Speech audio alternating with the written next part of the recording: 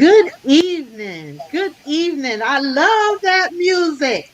5, 10, 20 years ago, I never could imagine that I will be standing in before you this Sunday, January the 24th, 2021. My name is Annette Smith Lee, and I am a member of Alpha Kappa Alpha Sorority Incorporated, Delta Omega Chapter. I am the chair of the Virginia Connection Committee for the Mid Atlantic region. Alpha Kappa Alpha Selection Committee is our social action arm. It is my pleasure to bring you greetings. Thank you all for being with us today. Along with us, our brothers from Alpha Phi Alpha. We are very pleasure to have to greet and welcome you to our first FAM Legislative Day 2021 Town Hall meeting. Chaos to community, and where do we go from here? Hey, I have an alpha with me today, and I will allow him to introduce himself. Good evening, everybody. My name is Tim Brown, member of Omicron Alpha Lambda chapter out of Fredericksburg, Virginia, of Alpha Phi Alpha Fraternity Incorporated.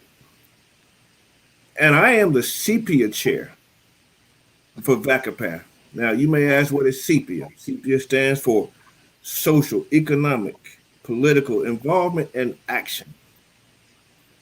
Involvement and action in those three areas. That's what we're here to do today. So in collaborating with the AKAs, we're excited to present to you this joint legislative program. We hope that the information presented will be useful as we continue to serve and advocate for our community. So without further ado, let us present. Without further ado, we're going to open up with a quick prayer. And then after I pray, we're going to present our regional leadership. So if you could bow with me for a second, a quick word. Most Holy Father, we come right now thanking you for allowing us to be here at this appointed time, at this appointed place, to hear what legislation has occurred and will be occurring that can help your people. As we go through this town hall, let us open our ears and be recipients of the word that comes from the speakers. Let it resonate with us as we develop plans and programs to process within our communities. Bless the speakers, bless the moderators, bless everyone on this call. Give them strength, give them peace, and give them the power they can and that they need to continue to advance your kingdom and all that is holy and righteous through your Son, Jesus Christ. Amen. Thank you, Brother Tim. Now, please let me introduce to you Ms. Jennifer King Congleton, who was elected the Mid-Atlantic Regional Director in 2018.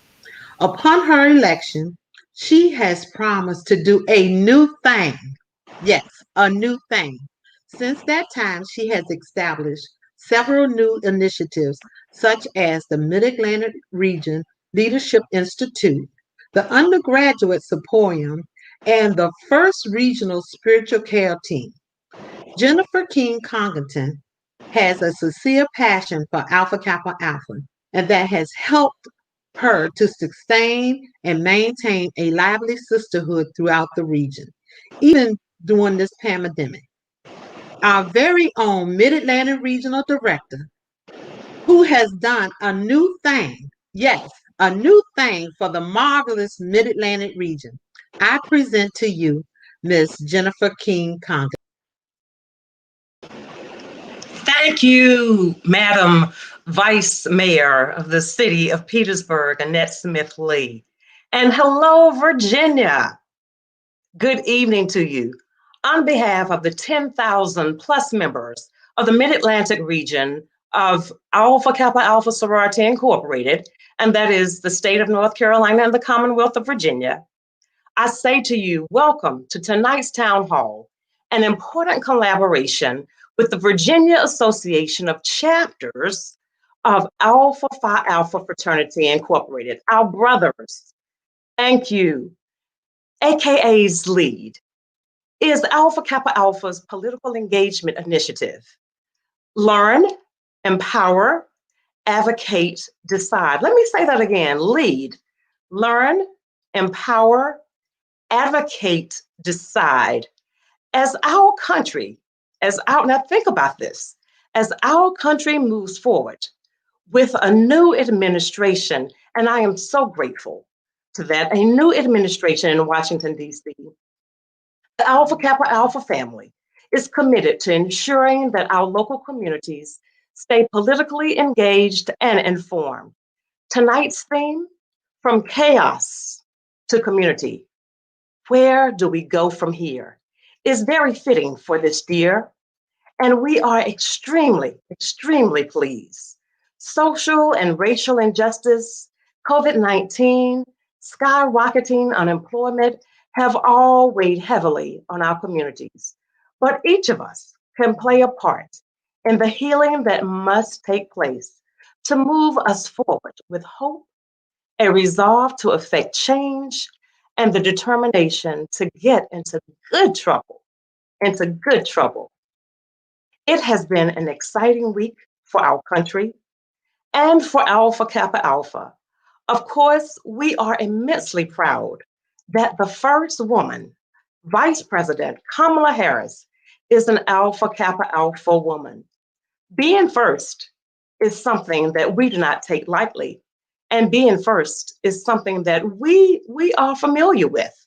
For 113 years, our sorority has been dedicated to service that includes providing programs such as this one to help the citizens gain insight into the issues that affect them, their families, and generations to come.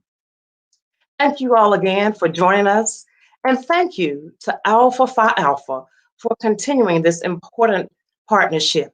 And I can't stop until I say a special thank you to Annette Smith-Lee and Valerie Borkin for leading on our side, Tim Brown and Carlos Clanton for leading on our brother's side, Alpha Phi Alpha, and definitely a special thank you to District Director Fred Scott.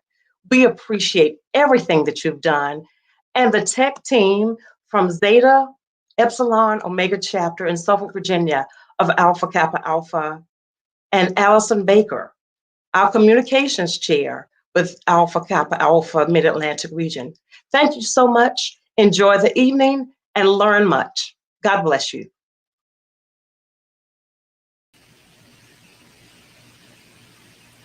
Wow.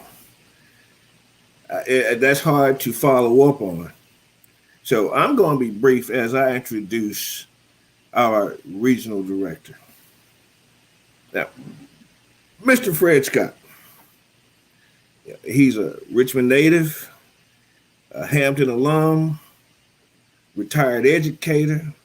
He's a consultant. He's our current regional director and VACAPAF president. I can go on and on about all the accolades and his bio is extensive, but I'm not. I'm going to leave that to him to introduce how he desires. But I wanted to hit his high points. Brother Scott asked me to be the CPA chair, and I jumped at the idea based on a conversation we had on the way to a convention. I enjoyed it, and I am grateful that he gave me this opportunity to work with our sisters of Alpha Kappa Alpha sorority, and it's been enlightening and it's been great. So without further ado, I'm going to introduce to some and present to others Mr. Fred Scott.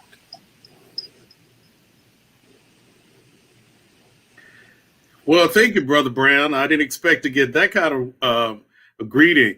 Hello, everyone. Welcome. We thank you for this opportunity to collaborate with our sisters. And I want to say, first of all, servants of all, We shall transcend all. And today, I'd like to thank the brothers of the Virginia Association of Chapters of Alpha Phi Alpha for being a part of this, as well as brothers from all over who have come in. I'm excited for the fact that we got 700 people who have registered, who will be participating in our Phirst Pham Town Hall.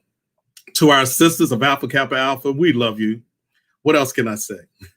We love you. And I've loved my sisters from AKAs, from the days of Hampton University, Gamma Theta. Just want to say to you ladies out there, love you to death. And all of our AKAs. Jennifer, you're the best regional director out there. And my heart is just proud to be standing beside you. Our organization of Alpha Phi Alpha Fraternity, we believe in advocating for our communities. It's part of our mission statement. It's something that has always been there. We have been doing that with our famous brothers from all time.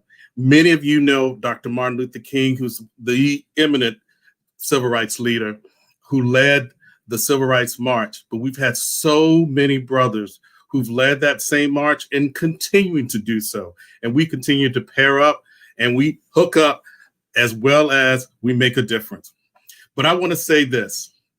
In this town hall, I hope we are asking questions about justice reform, a support for our businesses. And what's close and near and dear to my heart is education. Education and the disparity of our youth, because we do not want to be left behind. And we want all of our children to have the same opportunities as every child as we move forward. So why is this event important?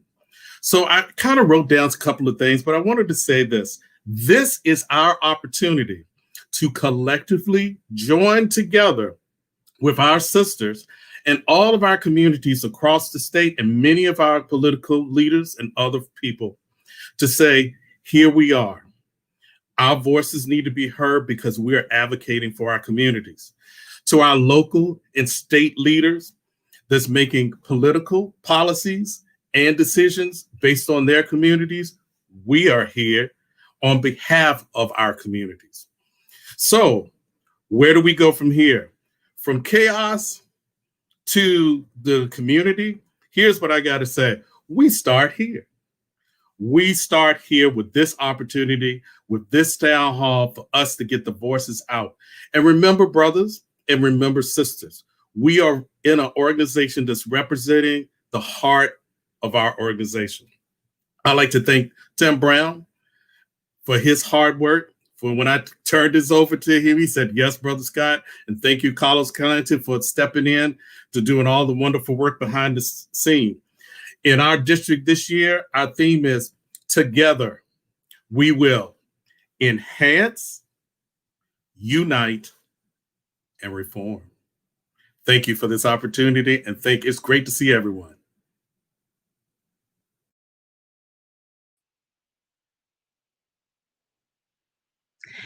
Thank you, Brother Scott. Thank you, thank you, thank you.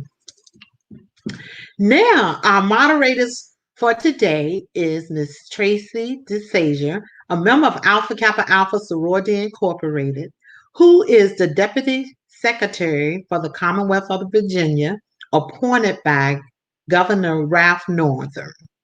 Also, we have Brent Solomon, a member of Alpha Phi Alpha Fraternity Incorporated, is a news reporter and an anchor for NBC 12 News in Richmond, Virginia. Here are our moderators. All right. How are we doing? Hi, everyone. Good evening. Good evening. Wonderful. Tracy, I'm so excited to be here. I don't know about you, but this is just an awesome opportunity for people to get the knowledge they need and to be informed from the experts. Absolutely. Absolutely. I mean, first off, I'm very excited to moderate with you this evening and really want to set the tone by first inviting people to join in the conversation tonight. We want you to place your comments and your questions in the chat box on whatever platform you're using today to view this stream. We're also going to periodically share questions throughout tonight's discussion and later on during the Q&A portion of the program. If we were not in COVID times and if we were in a huge auditorium right now, I'd say, look at your neighbor and say, I'm glad to be here. But ladies and gentlemen, we're not in those times. We're in different times. So do me a favor. Everybody has a comment section on the side of your screen. Go ahead and type in there, "I'm glad to be here." This is how we kind of makeshift to this new time that we're in. And I do believe, Tracy, don't you, that we'll be back to normal soon. We'll be together again soon. Absolutely. Absolutely. But like Brent said, just comment in that chat feature. We want you to let us know that you're here this evening. And we also invite you to follow us on social media. So you can follow us at VA Phirst Pham. And don't forget to use that hashtag tonight. Remember, that's hashtag VA Phirst Pham. Very quickly, I want to give a shout out to Gina Winston, shout out to Kiana Williams, and a shout out to so many other people, because now all of you are literally typing, "I'm glad to be here." Exum Lee III, Wendy Dixon. I can't say everybody's names, but you see it there in the comments. And guys, that's how we're going to stay involved. That's how we stay connected through tonight, through that comment section. Lastly, if you have a question, if something that you hear resonates with you from one of the speakers or experts, or maybe you say, "Hey, I don't understand. What does that mean? What do you mean that cases in Virginia are rising dramatically? What can I do? How can I do my part?" Just type it in the comment section. Absolutely. Well, Brent, I think now is a good time for us to maybe go ahead and get jumped in. So I know tonight we're going to focus tonight's conversation on two different very important topics. And so we're going to be talking about the COVID-19 pandemic.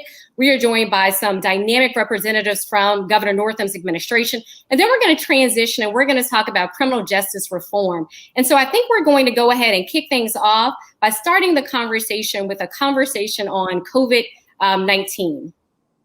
All right, let's waste no time. Dr. Vanessa Walker-Harris is the Deputy Secretary of Health and Human Services. Why don't we begin with Dr. Walker-Harris?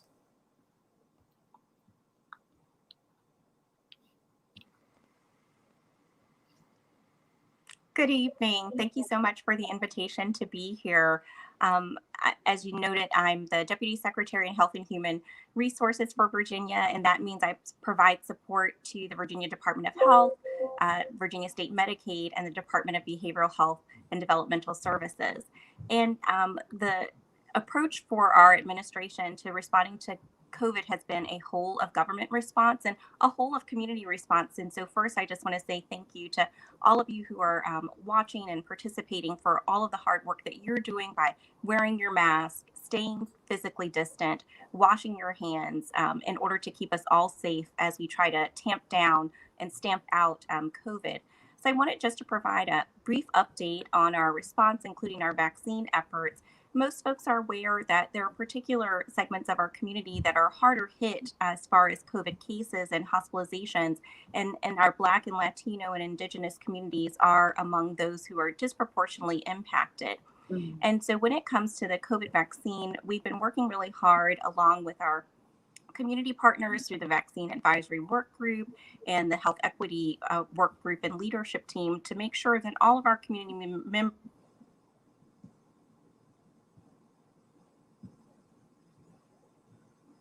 All right. Do we have technology affecting us, Tracy? It seems like it might be the case.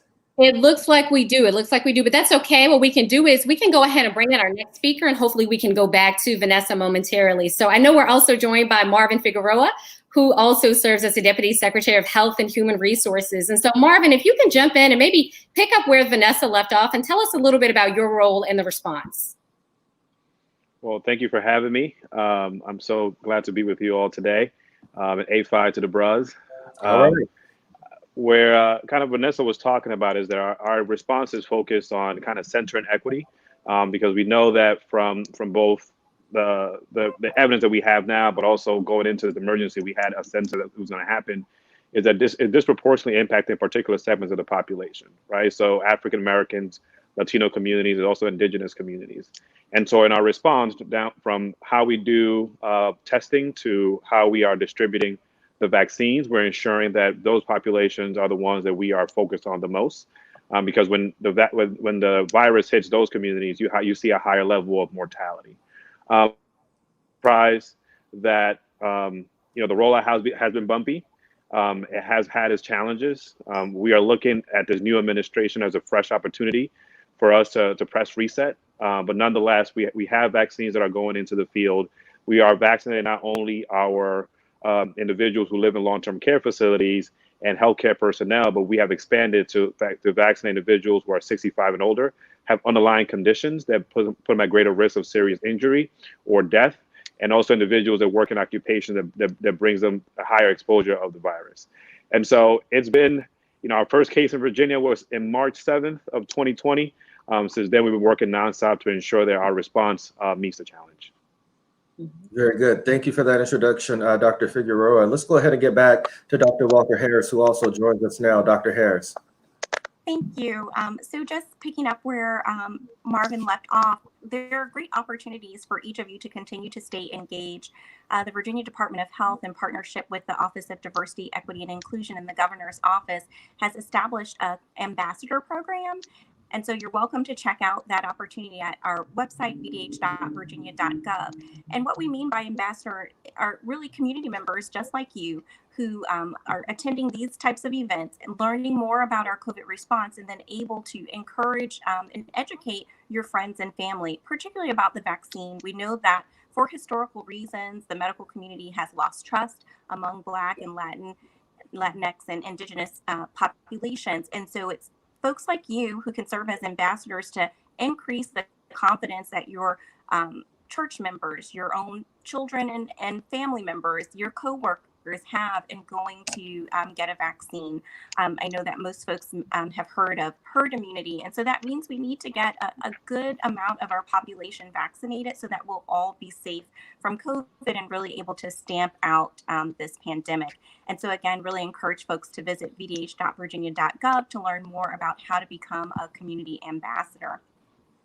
And then lastly, just wanted to share, as Marvin noted, we've really been working across all agencies to provide resources to the community. We know that it's not just a health issue, but the COVID pandemic has impacted your housing, your transportation, your employment, your school. And so across agencies, we've been working to make sure that healthcare is accessible by increasing flexibilities, that we have a workforce. So healthcare workers and physicians, they've gotten some flexibilities to come out of retirement and serve, or extensions on when they would normally have to take licensing tests. And then we know that being in quarantine, existing in a pandemic state for nearly a year now takes a toll. And so we've been mindful about the mental health aspect of this and increasing resources into our community, especially to address the fact that there have been more instances of substance use disorder and requests for treatment, increases in suicide and increases in overdose. And so we're working to be responsive to each of those. And our Department of Behavioral Health and Developmental Services developed a line that folks can call in and get support that's called VACAPAF, COPES, and the number is 877-349-6428, and it's staffed even through the weekend. And there are counselors who are trained who can talk through with you if you're just stressed because of your housing situation, or your kids are virtual learning, and that can be stressful. There are people and resources there to support us through this time. Great points from both of you. And you're so right when you say COVID is not just the condition itself. It's really a trigger down effect on so many aspects of our lives. Let me ask you a question, and either of you can chime in. With the vaccine already in distribution, what would you say to those communities who might be a little bit concerned, a little worried, a little hesitant on whether or not they should take it? What would be your message to them? I'm happy to respond. So I would say, your concern is understandable, and would encourage folks to connect with a trusted source of information, whether or not that's the VDH website. They've got a great website on the COVID vaccine, or the CDC, or your primary care physician who can talk through with you the risk benefits and make sure that the vaccine is for you. We are very confident, having reviewed the research and the evidence, that these are safe vaccines. And, I'm looking forward to getting it, and my family members as well. And I've encouraged them to do so. And so really would encourage you to talk about your concerns with your trusted sources of information, including your primary care doctor. Perfect. Thank you so much for that, Vanessa. I was going to jump in really quickly, Brennan. I want to ask a question to Marvin before we conclude this segment. And that question is around just sticking with the vaccine. So we know that you all have shared some great resources tonight. You directed us to the VDH website, and we appreciate that. But really want to know, if I am interested in getting information around the vaccine from my family members, where do I direct them to go? How do they know when it's their turn to get the vaccine? What is the best way to get that information? Thank you for that question, Toro. In the VDH website, there's information about eligibility, what phase your local health district may be in, and then there's also a tool where you can input answer 3 or 4 questions, and it will tell you whether or not it is appropriate for you to seek out the vaccine at the moment, given the limited availability. In the coming weeks, we will also start adding other components to our website, which will allow you to directly schedule an appointment to be able to get the vaccine. And so this is a ever evolving virus, and we're hoping that production will pick up as early as possible, but we're working with what we have right now to ensure that Virginians are safe. And again, like Dr. Walker Harris mentioned, in the meantime, please do continue to remain socially distanced, to wear your mask, wash your hands often, because the virus is still with us. We got an alert from NBC 12. If you get their alerts, it says, up to date, 416,000 people in Virginia have now been vaccinated. So, of course, that number will continue to grow. In 1 minute or less, if either one of you can answer this question that we have that just came in the chat, it said, how long is the vaccine effective, and when do you anticipate it being widespread for the general public to receive? I'll take the second part Sure. if you take the first part, Vanessa. Happy to work together, Marvin. So from the studies that have been done to date, we know that the immunity you get from the vaccine is effective for about 90 days, but those clinical trials that led to the release of the vaccines are still underway. So we'll learn more and more day by day about how long the vaccine protects us. Great. And in terms of widespread availability, is a tough question to answer in large part because it is manufacturer dependent. We are looking to make progress and looking at the summer as a benchmark. I will say this is like my final day as Deputy Secretary.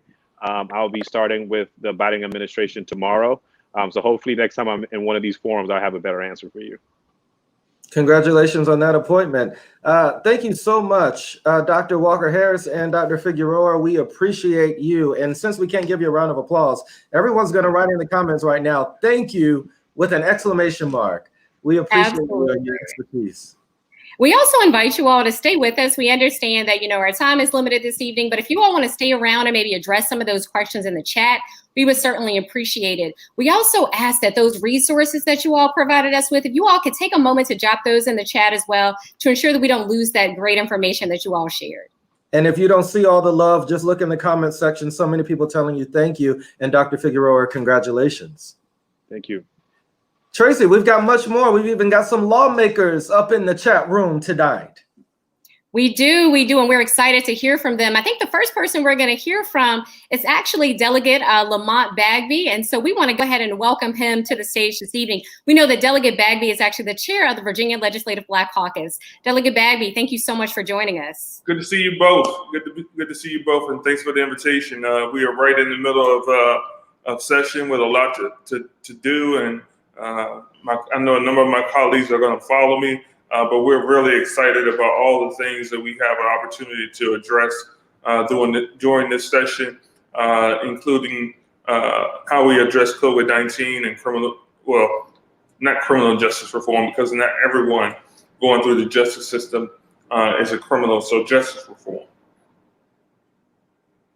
Absolutely. We look forward to the work ahead that you're doing. Thank you so much for being here, my friend. Senator Jennifer McClellan is with us. Senator. Hello.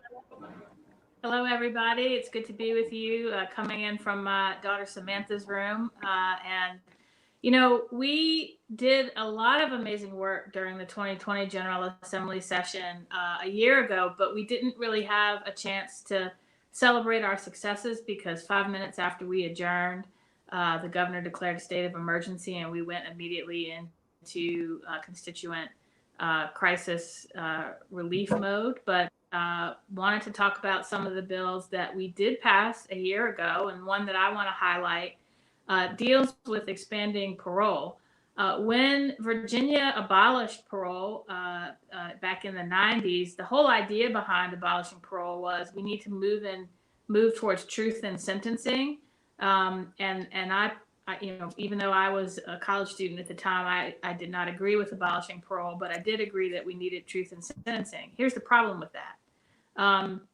Juries were not informed that parole was no longer an option. So you had juries who were sentencing people thinking the old system was in place.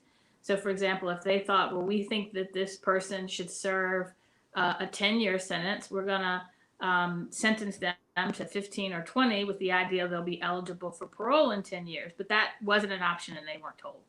So the Supreme Court, in a case called Phirst Pham versus the Commonwealth back in 2000, said that juries should have been informed that parole was no longer an option. So going forward from that case in 2000, juries were informed, but you had a lot of people who had been sentenced and incarcerated under in that window period who were just stuck. And so for many years, we put bills in, and finally in 2020, we passed, and it took effect on July 1st. All of those, what we call fishback defendants who were sentenced after parole was abolished, but their juries weren't told, are now all eligible for parole. And the parole board has to address their cases by July 1st of this year, unless they get an extension for reasonable cause. So, you know, justice delayed is justice denied, but fortunately, 20 years later, 20 years after the Supreme Court said we denied those defendants due process, they are now going to be eligible for parole. So very proud that we were able to get that bill passed. Absolutely. Thank you so much for providing that overview of that bill. And I believe that's SB 793. Senator McClellan, correct us if we're wrong on that, but we know that information, that piece of legislation in particular is particularly meaningful because a number of those individuals that fell into that window received incredibly egregious sentences. And so thank you for your work on that. Thank you. Tracy, you won't soon forget, and not many people in the community, because so many people watched this happen and they were left a little stunned. I believe it was on a highway not far from Henrico and the Richmond line. A young man involved in an unfortunate situation with police. That young man was shot and killed. That young man was also naked at the time. A lot of people would say, how on earth would a naked man pose a threat to police, right? That was the conversation. Why did police feel the need to shoot and kill him? And so it was in the news. There were rallies, there were protests.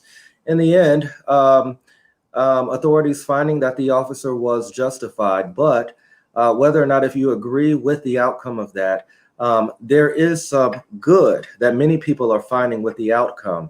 And that outcome is called the Marcus Alert, and it relates to mental health. To talk more about that, as well as some of the other upcoming legislation that our state leaders are working on, let's welcome my frat brother, Delegate Jeff Bourne.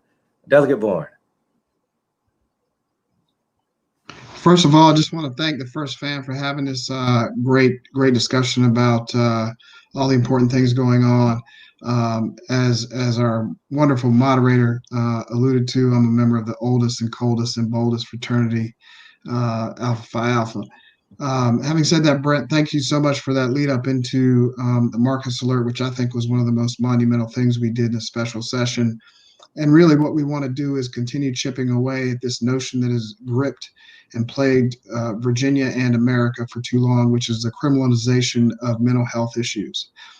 For far too long, we have locked up and incarcerated people who simply have mental health issues that need to be treated rather than penalized. And so with the implementation of the Marcus Alert, we're going to have co-response teams. We're going to have mental health professionals there on site first, so that the folks can get the actual treatment they need rather than handcuffs and a ride in a patrol car. As both Delegate Bagby and Senator McClellan have said, we did a lot in 2020. We did a lot in a special session, but as much as we did, we all know that there is so much more work to be done.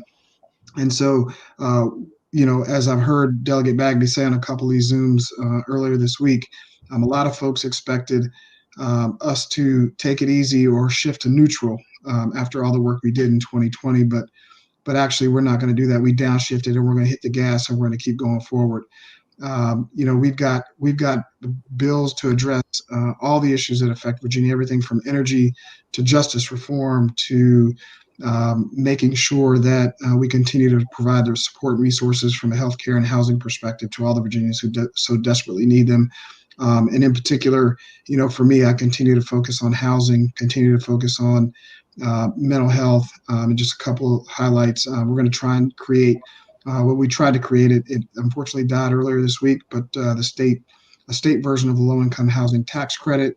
And this week we'll talk about whether or not I believe it's appropriate and right to allow the evidence of a mental health or an intellectual or developmental disability to be offered in a criminal trials as evidence. And I know Senator McClellan has a version in the Senate, but we're going to continue to chip away at these issues, and I'll stop there and just answer any questions that might come up in the chat or through the discussion here. Thanks so much for having me.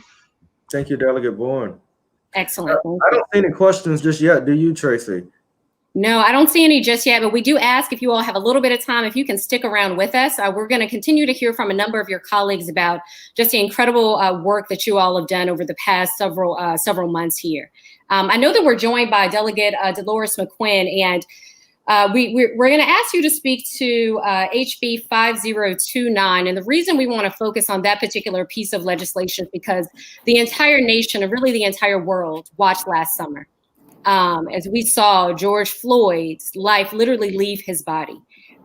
We were appalled that we didn't see the officers standing around really step in and intervene.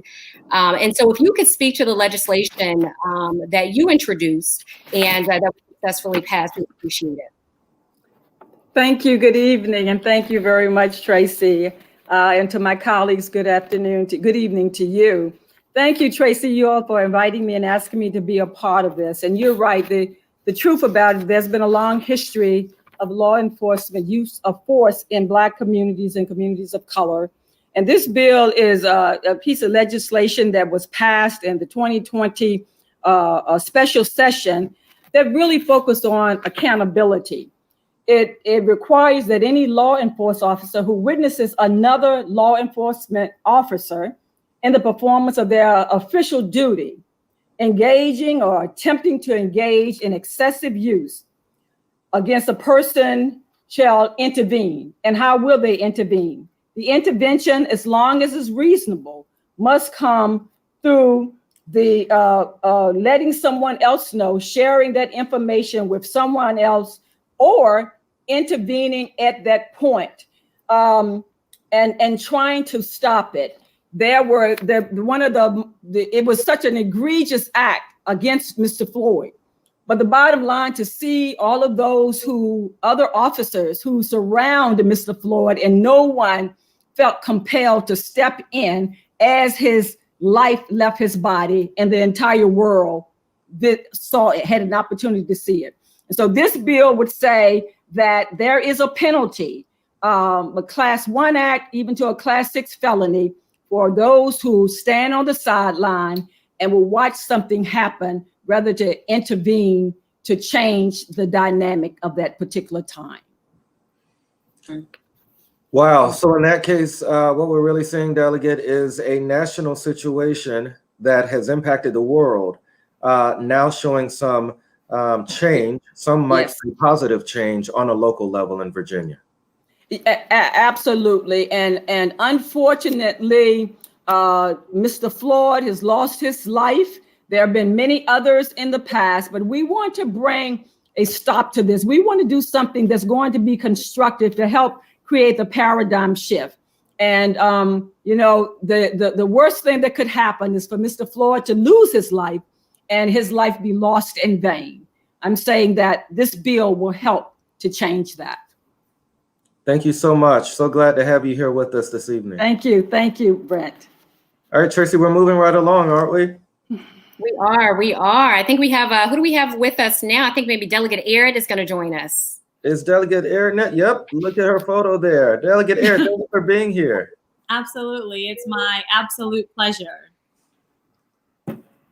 Go ahead and update us on your topic and what we should know, because we have a huge audience waiting to hear just from you. You're up. Oh, sure. Great. I thought that, for this conversation, as you've been focused on criminal justice reform, I just want to remind your audience of how exciting it is to have been the patron during the special session this past fall of what is namely referred to as Breonna's Law. I think that there is probably not a single person in the Commonwealth, or quite frankly around our country, who didn't hear about the unspeakable tragedy, unfortunately, of Breonna Taylor. And now in the Commonwealth, we have the ability to say that we have led the way, because we will become the first state to have passed this law, which is the prohibition of the use of the no-knock search warrants in the name of Breonna Taylor. There were 2 other states to have this existing law, but really we are the first to do so, to make sure that the value, the memory, and just how much we care about Breonna Taylor's life is forever remembered. And, the thing I want people to know about this is not only in the Commonwealth that we accomplished fully prohibiting the use of the no-knock search warrant. And I just want to emphasize that, because as other states are trying to also get this done, it's very difficult, as I have looked, to get that full prohibition. But no matter what the circumstance, short of exigent circumstances, no law enforcement officer can merely just enter your home with just the form of a no-knock search warrant. It's just not allowed. But in addition to that, we were able to also make sure that if law enforcement is serving a warrant, that they do so during daylight hours, that they do so in uniform, that they do so in a way that's audibly able to be heard by the individuals within a residence, and that also when they are serving a warrant, that they verbalize what that warrant allows them to do, that they read it to you or leave it affixed to that property. And I think what's also most critical about what we were able to accomplish is the fact that should those steps not be followed, should any of that not be done, anything they obtain will be inadmissible in a court of law. So we're talking about really trying to put people first in the process of executing search warrants. And quite frankly, if it were not for the advocates and for, my colleagues and everyone rallying around the fact that we want to be in a Commonwealth where this becomes the norm, we would not have been able to accomplish this. Delegate Aird, I think so many people will thank you for the work on that effort, because we all know the 3 words that led the nation in protest when it came to Breonna Taylor. And if you know what I'm talking about, go ahead and write it in the comments. 3 words leading the protest chants all around the country when it came to Breonna Taylor. I'm looking for the first person to write it in the comments. Hint, the first word is say. All right, Marie KM, you just won a virtual $500. Virtual.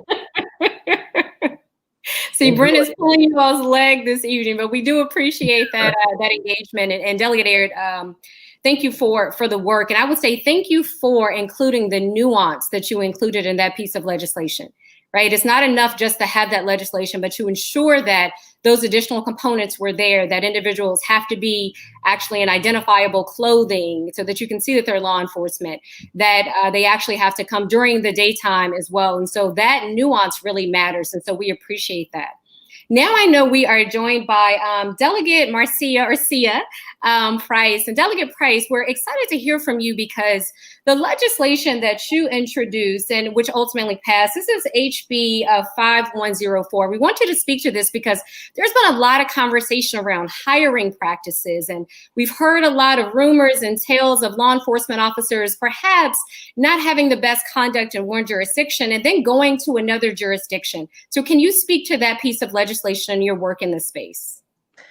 Yes, thank you. And good evening, Tracy and Brent, and to my sisters of Alpha, Kappa Alpha, Sorority Incorporated, and to the Ice Cold Brothers of Alpha Phi Alpha Fraternity Incorporated, and all who are watching tonight. I am going to go off script just for a little bit and just say that the theme of From Chaos to Community is so fitting right now, as we are literally watching chaos on our televisions and on our devices.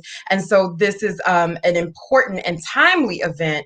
But I also want to encourage you, as you're deciding your individual and collective roles of how to move forward, how do we figure out where to go from here, that you understand that this legislative session that we are having right now is the most accessible that we've ever had. So you can follow along, you can do written public comment, you can also give live testimony, all from home or work or whatever your device of choice is. And so I'll drop some links in the comments for how to help you do that.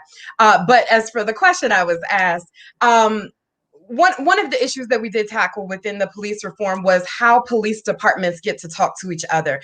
And so most people probably assumed that this was already happening, but there were significant limits on what departments could say to each other. Say if someone left a police department in Hampton and wanted to even go right across the street to Newport News, there were glaring omissions in what the police chiefs could discuss to see if that officer was a right fit for the community.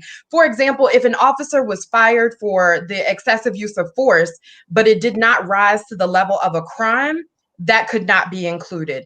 If the officer was fired for sexist, racist, homophobic, xenophobic behavior, but it did not rise to the level of a crime, that could not be discussed. So if you're in retail, your prospective new job can call your previous job and have a whole conversation about you, much like other jobs. So it was really important that we allowed for these police chiefs to be able to have those conversations. So House Bill 5104 would allow for a psychological exam to be required alongside the physical exam, but it also mandates that these communications happen between the previous law enforcement agency and the prospective new one. And so it's a part of the larger package of bills, and we understand that legislation can't fix everything, but it was an important addition to the conversation as we're raising the standards, the minimum standards, as we are increasing accountability. We also need to make sure that this communication can happen. So we got a lot done.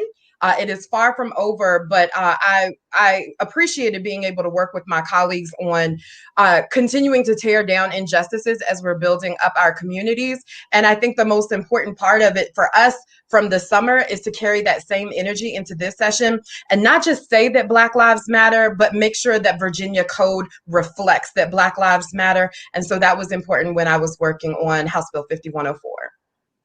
Delegate Price, very well said. Keep that same energy, right? Even next year, keep it going. Thank you for that. We appreciate it. I want to reiterate our theme for this evening, and it is from chaos to community. And Delegate Price so clearly emphasized that. I looked up Merriam Dictionary defining chaos as a state of utter confusion. Ladies and gentlemen, we're working our way out of chaos, and we do it by being one, by being a community, by being one whole. Your involvement here tonight is a step towards that direction. All of our lawmakers here today, as you already hear, are doing their part to eliminate that chaos, right? Get things on track the way they should be. And so for your work and for your service, lawmakers, I don't think you hear it enough. Thank you for what you're doing and for listening to your constituents and what's happening on the national stage. We appreciate that. All right. Let's move right along, Tracy. Absolutely, absolutely. So I think we're joined by, Delegate Don Scott may be with us as well. Mm-hmm. And Delegate Scott, I mean, you have just done a tremendous work, certainly before you became a legislator, and you just continue to do great work now that you are serving in the office that you're serving in. There's been a lot said about earned sentence credits. Can you speak with us about early release and the work that you did to ensure that those earned sentence credits are actually recognized? Thank you all for having me. I'm Delegate Don Scott, representing House District 80 in Portsmouth. I'm also a member of the Alpha Phi Alpha Fraternity Incorporated. And I just want to say hello to all of the sorors and all of the Divine Nine that might be watching this evening.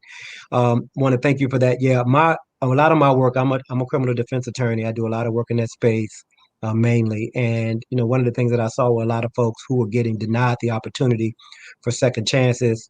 And in Virginia, we had the bill that I introduced was House Bill 5148, which increased the amount of earned sentence credits that folks could earn. Right now, people earn 4.5 days per 30 days for being what they call the model prisoner. And so what we did was we were able to add a lot more folks to that formula, and we were able to change it from 4.5 days for every 30 days to 15 days for every 30 days for those people who were model prisoners, which was a level 1. And a level 2, they'd get 7.5 days. And level 3, they would get 3.5 days. And a level 4, they'd still get no days. That bill ended up impacting over 12,000 people who are serving time. It takes effect not 2022, which pushes it back because folks want to have time to implement new computer systems, new software systems. But it's part of my effort to decarcerate in the impact of mass incarceration on brown and black families in Virginia. We make up 19% of Virginia's population, yet we make up 55% of Virginia's population. So that's one of the issues that we have to focus on. The theme is chaos to community. Important that we remember that. And he also said, where do we go from here? And I think Dr. King, that was the very last book that he wrote before he was assassinated. And so, I always think it's very helpful when you ask that question. You just can't say chaos to our community. You also have to answer the question, where do we go from here?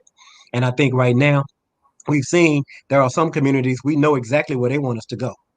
That they don't want to go forward. And we know that there are some communities like ours, and we're all responsible for fighting for how we go forward. And I think until we answer that question collectively, where do we go from here, we're going to continue to repeat 1968, 1970, 1980. And that's why we're here right now. But I think right now we are in a position as a community, as the Virginia Black Caucus led by our chair, fantastic job. We are holding folks accountable. And I know Mr. DeShazier works with the governor's office. I say what y'all want to. This is the blackest governor we ever had in Virginia. All right. As far as policies go. All right. Don't tell him I said that. But you think about the things, and he got put in, history has served him well. He got placed in a position where he was able to do some things, and he could have shrunk from those responsibilities, but he did not. He could have shrank from those responsibilities to the plate, and you got to give him credit. He has tackled a lot of issues that we have been fighting for forever, and he's done so enthusiastically. And I think we're going to do a lot more as we move forward here over the next session. Thank y'all for having me, and I appreciate you. All right, Delegate Scott, we appreciate you. My friends, so if you heard something this evening from anyone that has spoken, now is your time to get a little more clarity on those topics. The chat section is now open. We want to begin our question and answer segment. And Tracy, one question I saw, we'll let Delegate Bourne go ahead and begin. One person said, well, what exactly do you mean by we're addressing mental health when we talk about the Marcus alert? Delegate Bourne, can you just give us a little more clarity for people who are wondering exactly how that might work? Sure. So I think it's a little bit larger of an answer than just a Marcus alert, because for several years now, the legislature has committed more resources, more funding, more supports for the mental health issue and mental health space. And what really crystallized it for a lot of people and made it front and center was the unfortunate circumstances and situation that one of our colleagues in the Senate, Senator Creed Deeds, found himself in. And so they created what's called the Deeds Commission. I believe Delegate Price serves on the commission. And so she's obviously more well-versed on what the Deeds Commission has done and will be doing. But mental health has been an issue that is not new. But what's unfortunate for many of the folks that look like you and I is that mental health issues and diagnosis and treatment are very taboo in our communities. And we're trying to break down those stigmas. But for specifically about Marcus Alert, what we want to do is make sure that we're getting mental health professionals to address and respond to those incidents that would otherwise be handled by police. So, for example, you walk down a street, you go to a 7-Eleven, you stop at a stoplight, and there's someone who clearly is in the throes of a mental health crisis or needs some support, maybe some people call 911 and say, hey, there's a scary looking woman, there's a scary looking man, perhaps talking to themselves, sort of being aggressive with customers, not physically, but just talking.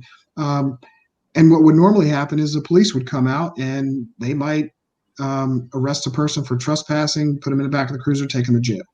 Well, under the Marcus Alert, what we're going to do is set up a system whereby instead of that police officer showing up, we're going to have mental health counselors, peer recovery specialists, the people who can actually intervene, interdict, and assess that situation and get them into a place where they can get help, not where they can get 3 hots and a cot in the Richmond City Jail, because that's not helping them.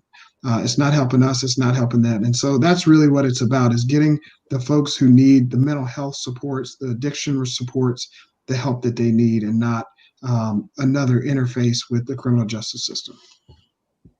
Absolutely. Thank you for that, Delegate Bourne. You all have all done tremendous work. And just to ensure our audience is clear, what we did was we asked our legislators to speak to legislation that was introduced and ultimately passed during the 2020 regular session, as well as the 2020 special session.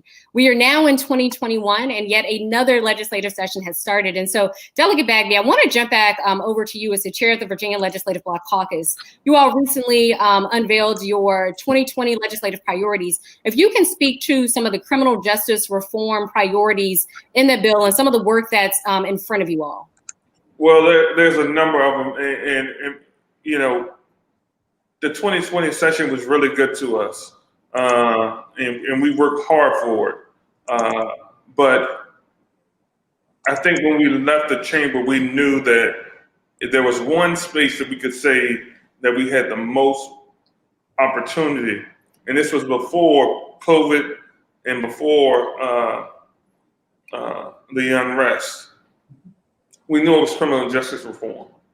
And I gotta tell you, people like Don Scott, Jeff Bourne, Jennifer McClellan have led the way.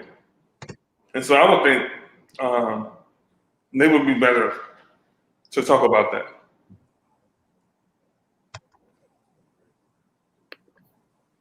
Wonderful. Senator McClellan, if you're still there, we would love to hear from you. Or wonderful.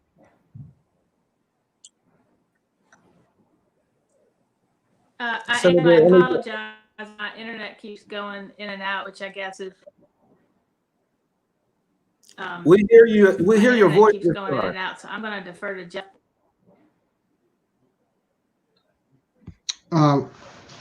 Remind me of the question. What's the question? General topic. So we would love for you to talk about just some of your priorities for this current session that you're in. And of course, our theme for tonight is criminal justice reform.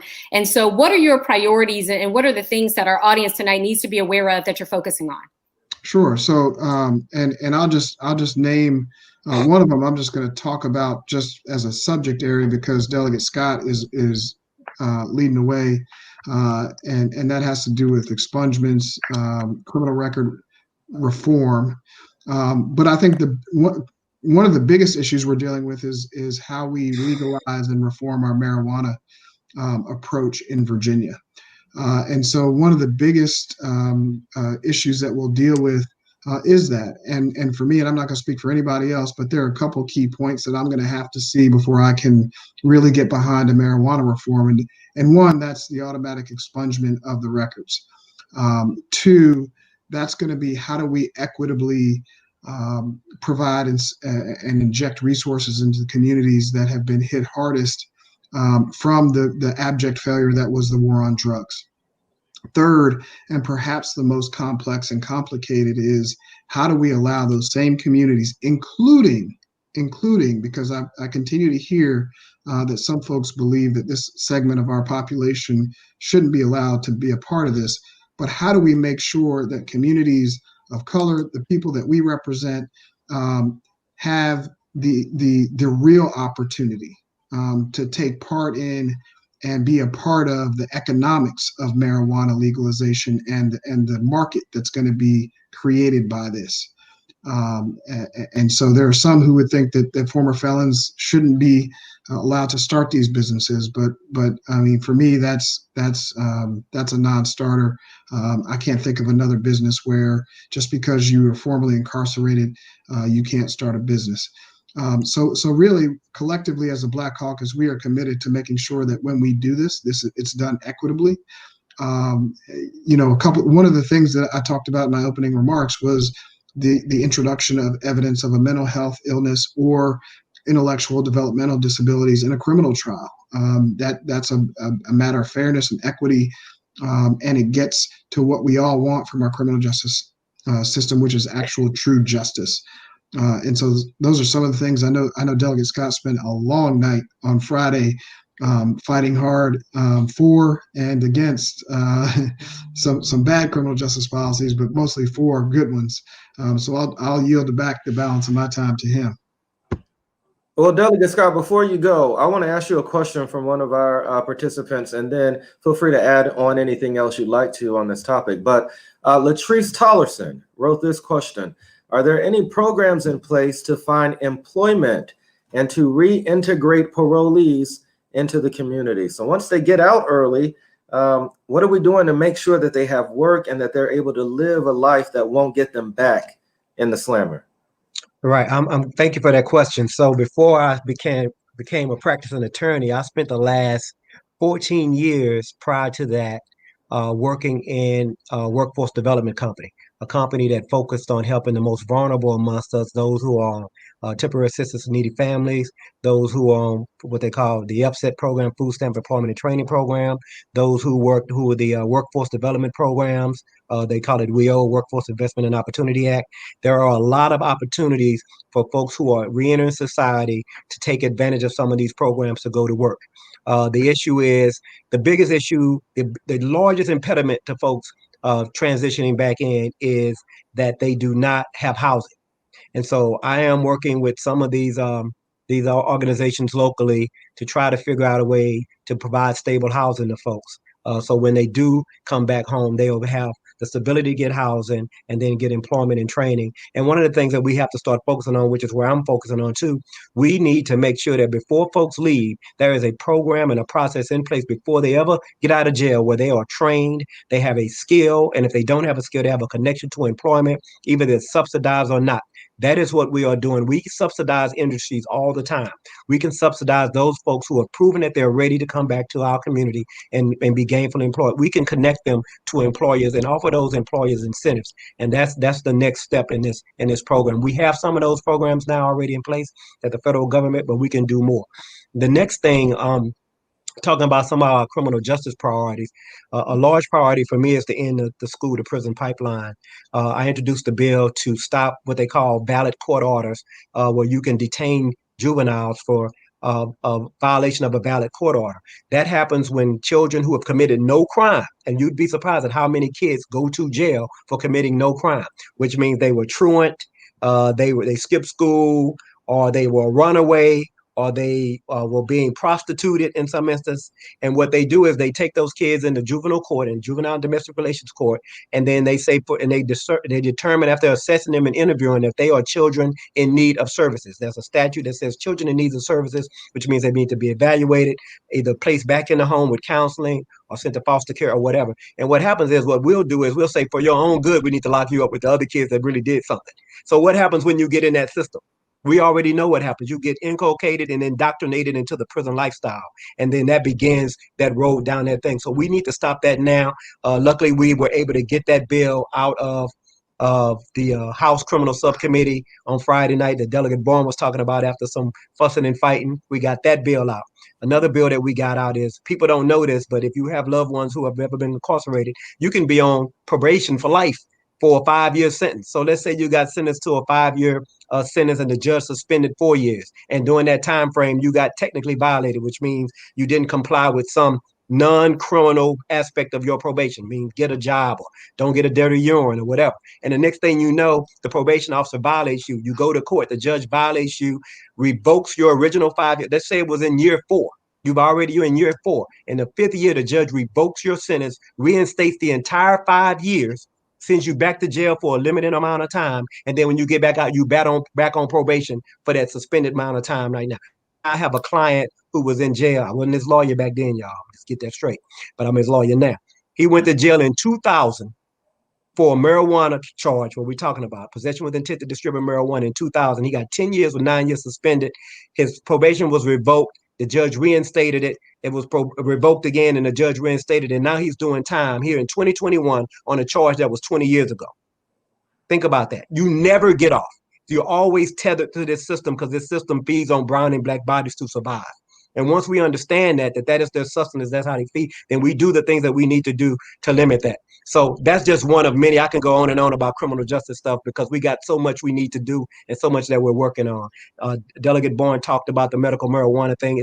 It's hypocritical to not allow we have a pharmaceutical company less than 5 miles from me right now. I went and toured the place. It's weed everywhere, y'all. I'm in a 5-story building. There's more weed in that building in Portsmouth down the street where they're about to make money selling it. It's a medical marijuana facility called Columbia Care. There's more weed in that building than I ever seen in my life. I was looking over my shoulder. I was doing a tour thinking the feds was coming to get everybody. But it was weed, it was legal, and now they about to start selling this stuff.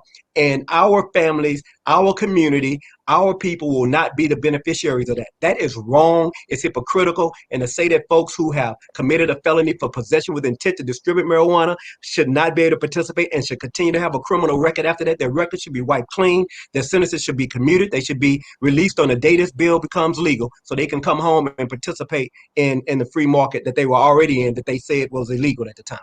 And I'm done. So I want to add one other thing that we have.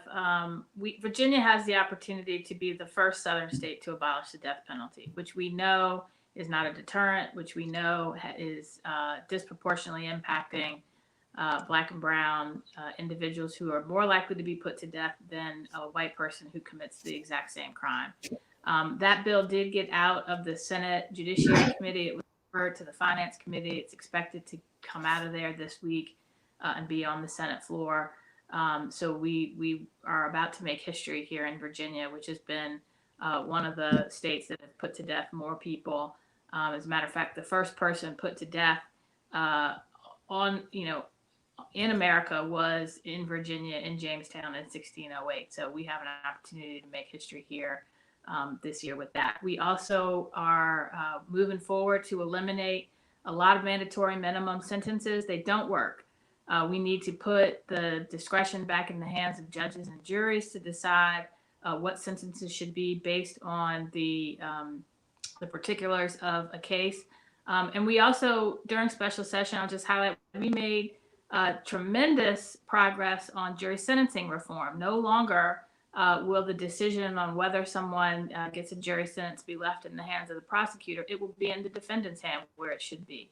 And then following up on the school to prison pipeline, we made progress this year on a bill that Delegate Bourne and I have been trying to get done for years, that we finally got done in 2020, eliminating the crime of disorderly conduct for behavior or incidents that happen at a school or school-sponsored event. This was a catch-all crime that was literally charging kids misdemeanors for things like a Henrico County student who sang a rap song on a bus, a Lynchburg student with autism who was sent to the principal's office and kicked a trash can on his way out, a student in Prince William who was entitled to free lunch, forgot his milk, went back to get the milk, was accused by a school resource officer of theft, and based on how the kid responded, he was charged both with attempting to steal the milk and with disorderly conduct because he was disrespectful. So we are making a lot of progress. We've got a long way still to go, though, and we're going to keep up the fight.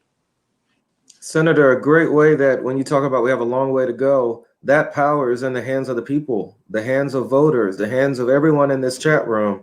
Delegate Price, can you give us some insight about when it comes to voting?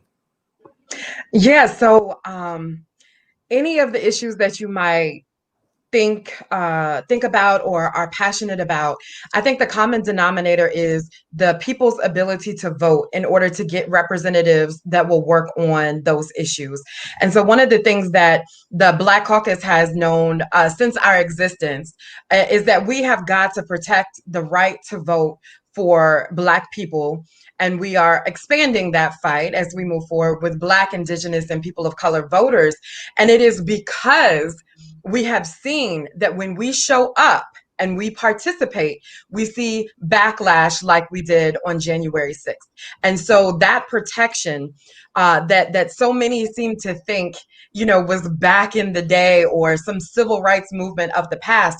Well, until those rights are truly guaranteed in practice, that the Voting Rights Act of 1965 is still at risk. And so what we're also trying to do on the state level is pass the Voting Rights Act of Virginia that would bring a modified version of the federal level of the Voting Rights Act of 1965 to the state level and protect us here for our state and local elections as well.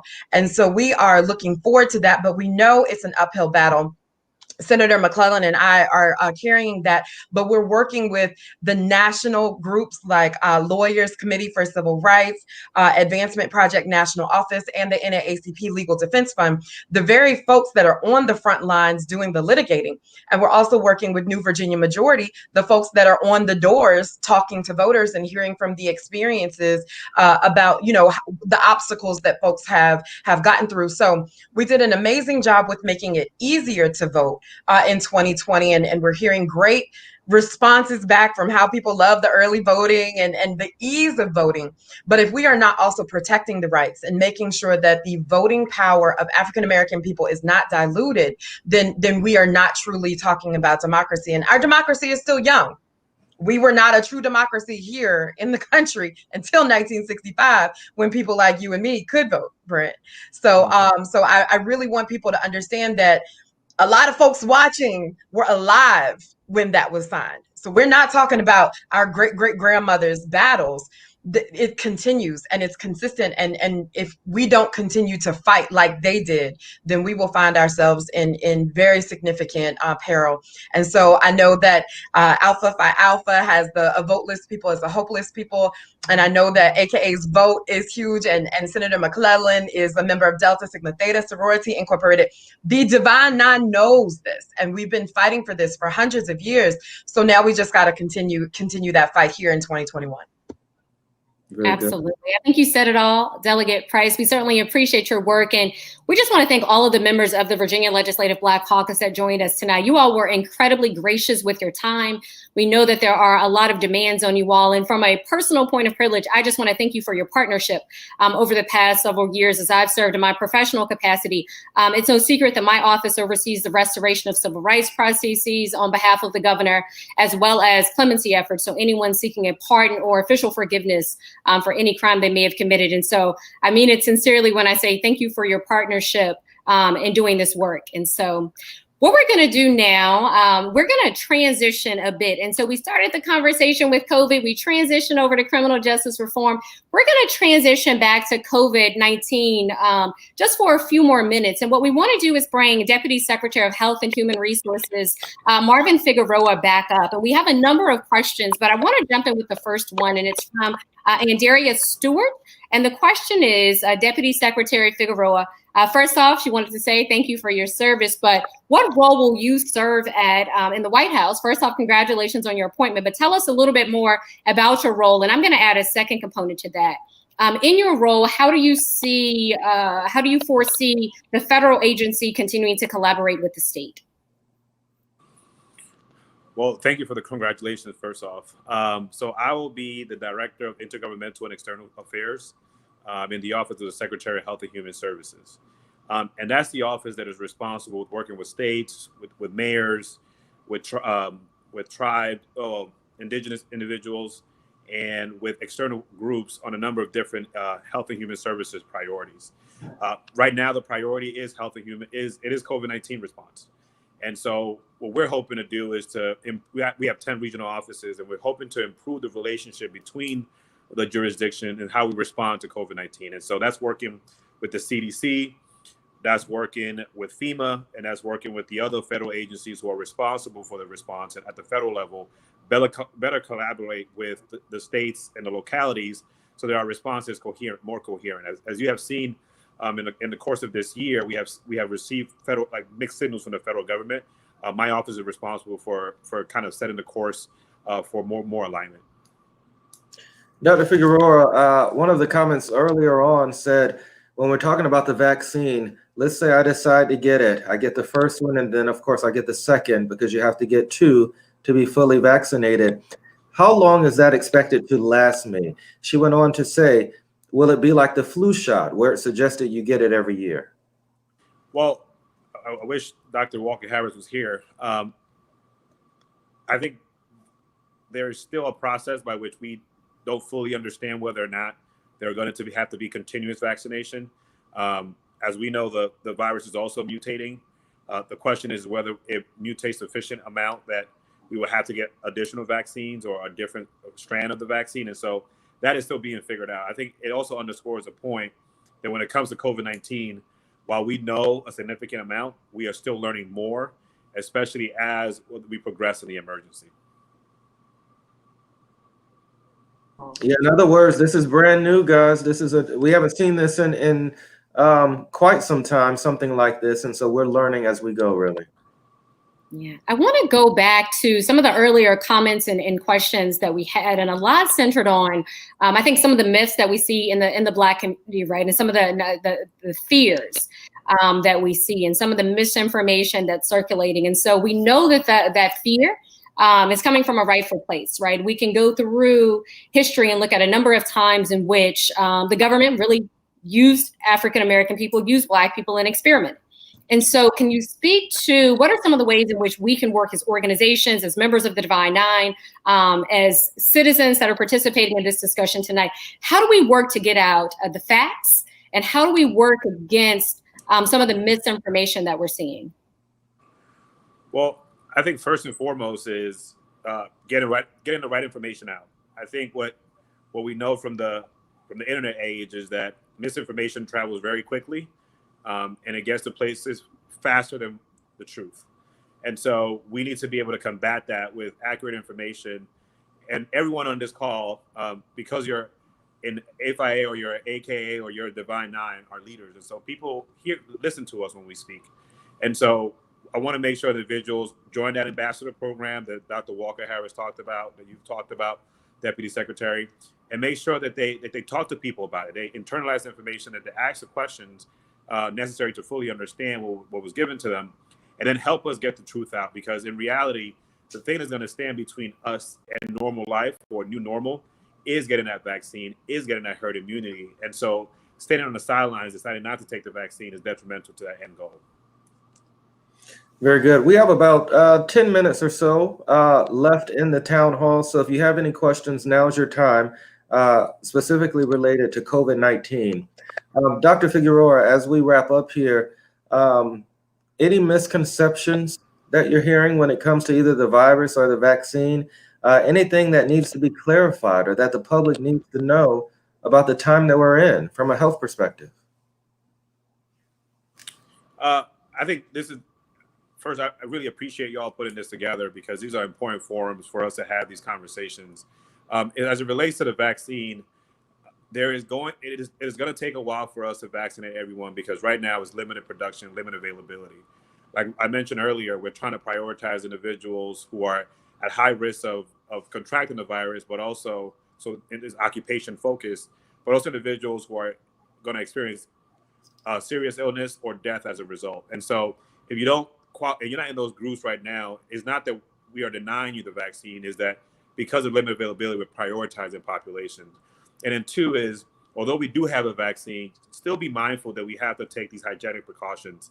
Still wash your hands, still put a mask on, still practice social distancing, because the virus, as has been said earlier in the conversation, is still present and is more deadly now than it was before. And we're seeing increased hospitalizations.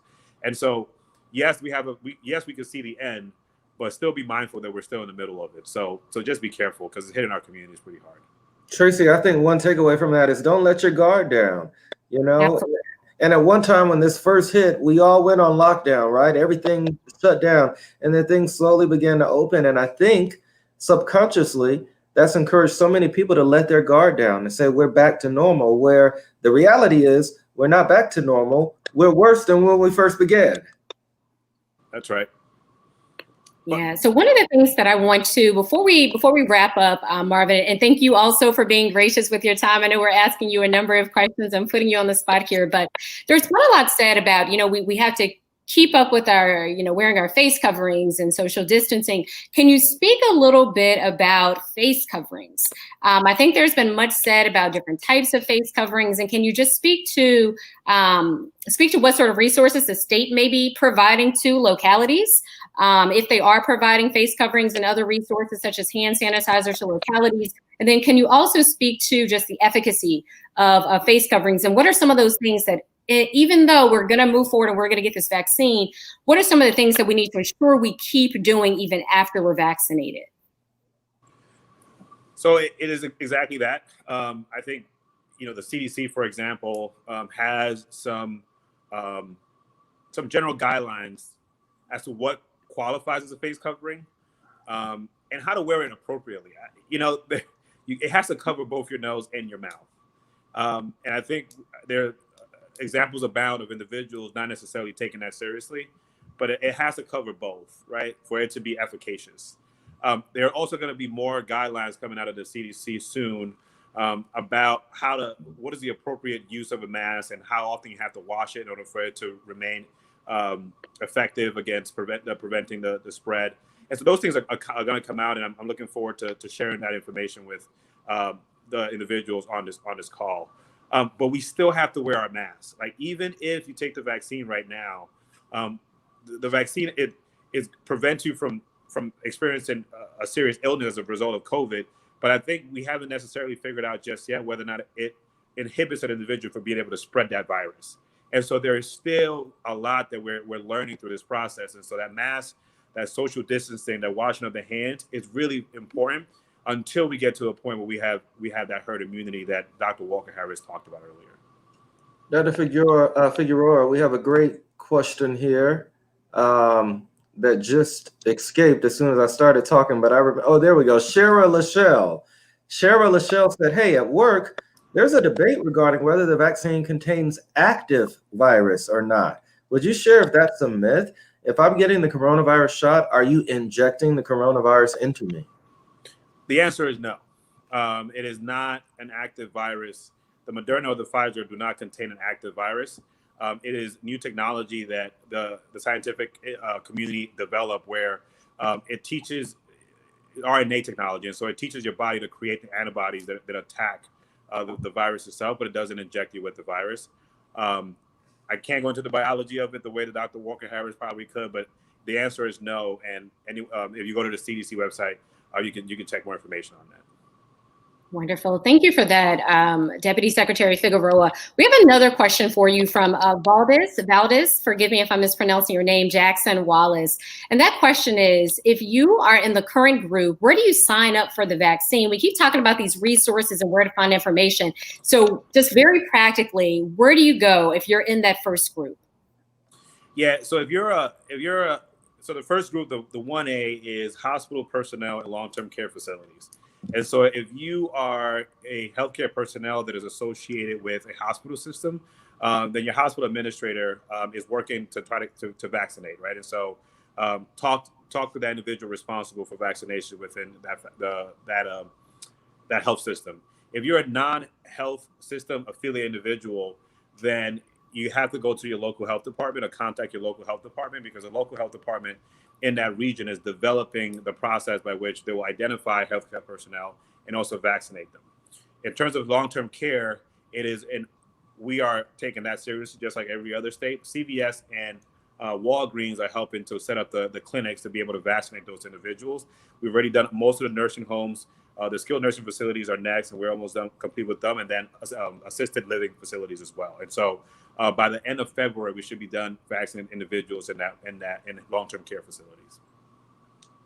And that happens. And your long-term care administrator works with Walgreens or CVS to schedule the clinic for that long-term care facility. Excellent. Excellent. Thank you so much for providing that information, Deputy Secretary Figueroa. We certainly, again, appreciate your time and wish you all the best as you transition to the Biden-Harris administration. We may still be calling on you and asking a couple of questions, but we wish you all the best and know that you're going to do well in that new position. Well, I will say I'm a servant of all, so I'm looking forward to continuing to engage, and it's so great to see the Black and Gold here and participating and doing their thing. And I know that we wouldn't be able to do it without our sisters. So thank you so much for allowing me to participate today. Thank you. We're so glad to have you. Tracy, there's so much more. This was just the tip of the iceberg tonight. The work continues even tomorrow. What can we look forward to, Tracy? That's right. That's right. Well, first I'll say we just want to take a moment to thank everyone, right? So we want to thank our event organizers for tonight's town hall. Thank you to all of our speakers, all of our guests. And Brent asked the right question. What can we look forward to tomorrow? So we are going to hear from a number of statewide leaders. We invite you all to join us. We're going to kick things off tomorrow morning at 9 a.m. Of course, you can follow these same platforms to join us. And so you can join us on YouTube or you can join us on Facebook. And we're going to keep the conversation going because, as Brent said, this is just the tip of the iceberg. What I want everybody to do right now, before you leave, don't leave without hitting the share button on your Facebook page, because you were able to receive all this great information as evident in your comments. But guess what? We can share it with the masses, right? We want our brothers and sisters and our community at large to receive the same info. So this will live on the internet, on the Phirst Pham Facebook page as well, and you can share it. Absolutely. Thank you all so much for your time this evening. We look forward to you joining us tomorrow morning. Take care. Be good.